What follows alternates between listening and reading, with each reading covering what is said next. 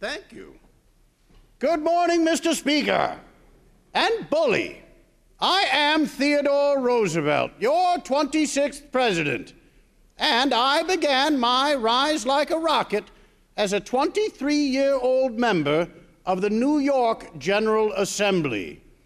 I was known then as the Cyclone Assemblyman, and it would be my hope that in the fight for righteousness and justice that there might be a cyclone alive today in Oregon.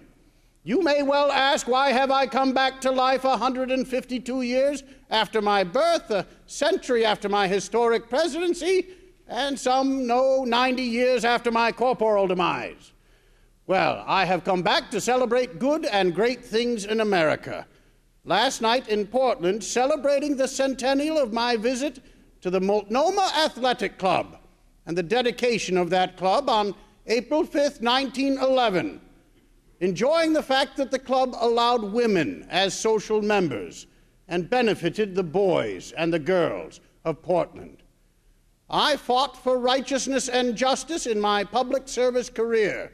There is no more nobler sport than fighting for the right. Here in Oregon, at the turn of the century, we confirmed that the people that had been an Atlantic people had become equally a Pacific people. We had filled in our great continent. Oregon, Washington, California, the purchase of Alaska, the annexation of Hawaii. And I enjoyed visiting this state capital in 1903 on my great Western trip. I enjoyed sharing a love of conservation. I declared 13 national forests in this state, 4 national wildlife refuges. And while I am known by some as a great advocate of the national parks, Congress only worked with me to declare 5, only 3 of which exist today: Mesa Verde in Colorado, Wind Cave in South Dakota, but perhaps the jewel, Crater Lake of Oregon, and the good work done by William Steele of Portland to see that good work through. Mr. Speaker, when good deeds are done for the people, those good deeds often will be criticized.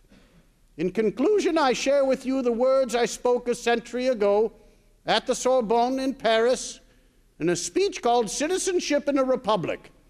A small portion of that speech today stenciled on below decks on the USS Theodore Roosevelt. The Navy calls that great aircraft carrier the Big Stick, as in the old African proverb I was wont to quote, "Speak softly and carry a big stick, you will go far."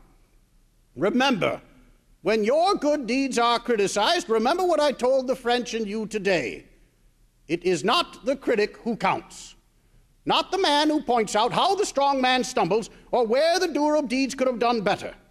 The credit belongs to the man, and today to the woman, who is actually in the arena, whose face is marred by dust and sweat and blood, who strives valiantly, who errs and comes up short again and again, because there is no effort without error or shortcoming, but who knows the great devotions, the great enthusiasms, who spends himself in a worthy cause, and who, in the end, at the best, knows the triumph of high achievement, and who, at the worst, if he fails, at least he fails while daring greatly, that his name shall never be with those cold and timid souls who know neither victory nor defeat.